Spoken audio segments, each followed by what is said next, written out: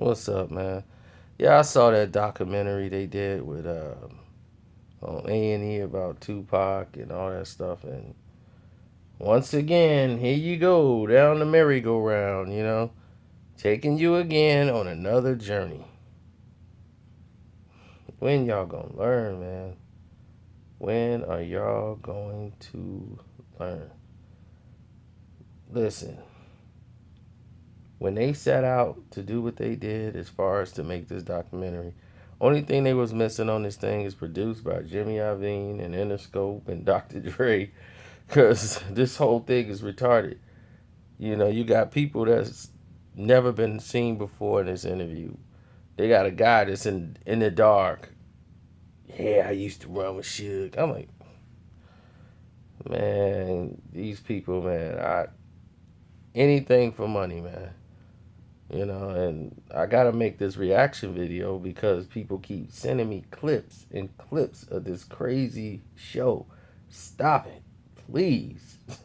So now I gotta make this video so that hopefully they'll see it and be like, okay, let me stop sending him these stupid clips. So please stop sending me these stupid clips. Um, what did I tell you when the Tupac movie came out? I told you, get ready. They're gonna start putting out a host of Tupac films. I told you that. A whole plethora of Tupac is getting ready to come out now because of this movie. And what have you seen? About 35 documentaries about his death. You've seen one about his film career. You've seen it's the Tupac resurgence. And they still ain't done. Everybody's got another one coming out. So the A&E Tupac and Biggie thing that they did, they got, I don't even know who this guy is. He just walking around town sounding like a complete idiot, trying to make it that Suge Knight is the one that ordered the hit. This is what this whole agenda is in this documentary. And anytime anybody had any discrepancies with Suge Knight, they were going to be front line and center.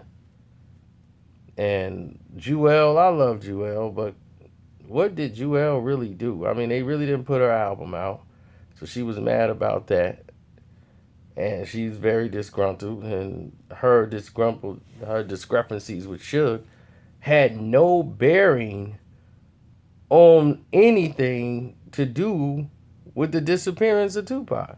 I mean, the disappearance of his life, basically, of the shooting or anything. Look, they had no bearing on the case. So what are we even talking about when we come to that? What are we talking about? It's like Daz went in Vegas. Daz had no connections to anything to add to the story. He's devil in the red suit. I'm like, well, ask Daz, why is he upset with Suge? Ask Daz, how did they get the reels back?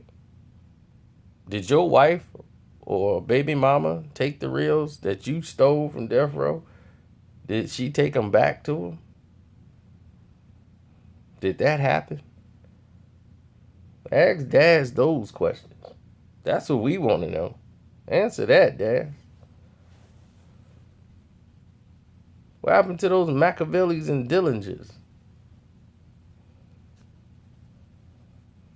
Now, moving right along, you got Jasmine Guy who added a story that had nothing to do with the killing of Tupac. None of it. And for the last time, let's go over the situation. Go by what you know, what you can see. You see Tupac run over and hit Baby Lane right along with a host of other people, and they're kicking him in a Las Vegas MGM Grand. They break out of the MGM Grand. Security talked to Baby Lane. He didn't want to press any charges. They want out of the hotel. They go change. They come back. Hours later, they're on the strip. they get shot. Well, Tupac gets shot. Car sped off. Y'all keep grabbing these women that was in the car before, talking to Tupac and Suge and all them before the shooting happened. Those girls, they getting a lot of checks for absolutely nothing. Telling the same story. They throw them on TV, get them dressed up, and get them some checks. It's ridiculous. And nobody's morals kicked in. So they go ahead. Tupac is shot. And people said, well, the way they shot it was that they made sure they would only hit Tupac. So Tupac was hit 4 times. He lost a finger. It was very gruesome. And the fact that all this smoke cleared and you look at the door, you look at the bullet holes in the car, you see there's no professional pattern of shooting in the car that was done. That was random fire. That was somebody letting loose.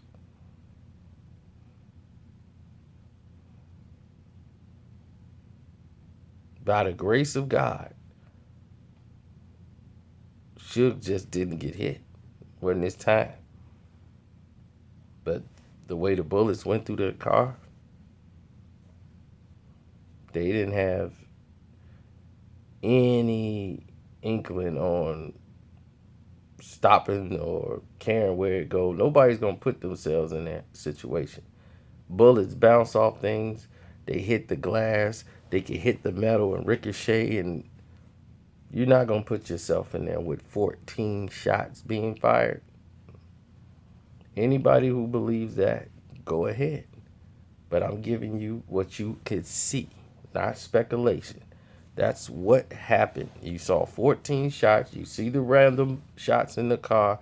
You see how it looked. You make your own decision.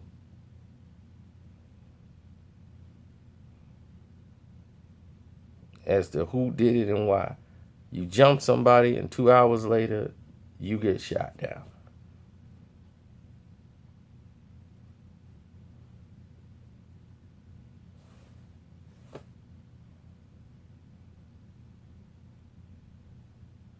So,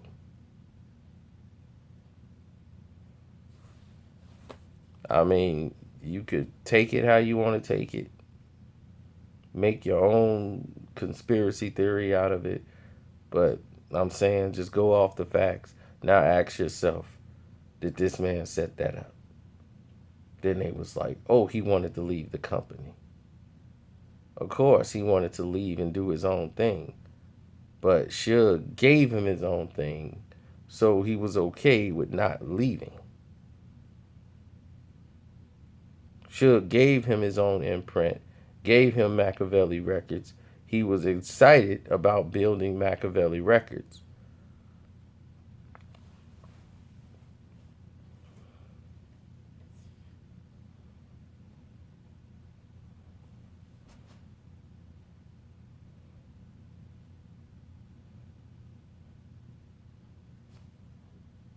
He did fire David Kenner because David Kenner was not giving him the paperwork of his finances, so he fired him as a lawyer. But that's not the reason he got him clipped. He probably was going to do an audit, but at that time, nobody really knew what he was going to do because he never really said that. Tupac just didn't get an account for anything that he had done, and he didn't get the right budget for his album release for Machiavelli. But he wanted to get his own lawyer and didn't want David Kenner to represent him anymore. But he was more than happy to have Machiavelli Records. So when he said he's leaving to go do his own thing, yes, he did want to go leave and do his own thing. But Suge gave him his own thing.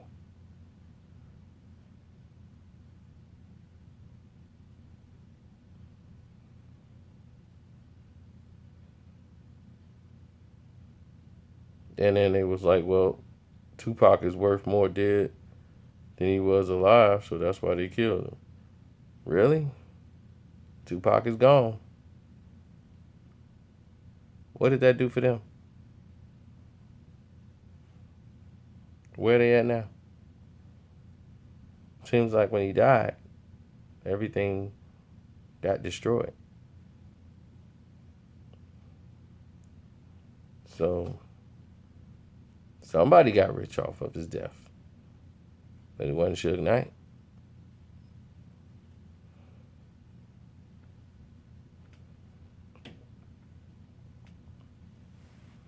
So I don't know.